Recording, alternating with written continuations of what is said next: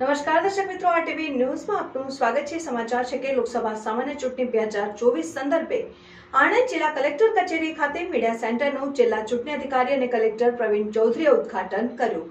ચૂંટણી પંચની સૂચના થકી દરેક જિલ્લા ચૂંટણી અધિકારીએ એક ઇલેક્ટ્રોનિક મીડિયા મોનિટરિંગ સેલ ની રચના કરવાની હોય છે।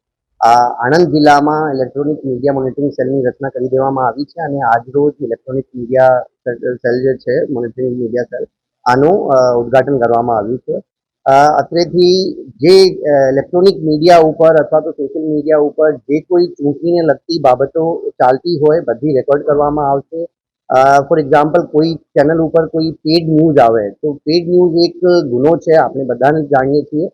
તો પેડ ન્યૂઝ વગેરેની બાબતોનું પણ મોનિટરિંગ અહીંયાથી માહિતી વિભાગના અધિકારી કર્મચારીઓ દ્વારા કરવામાં આવશે।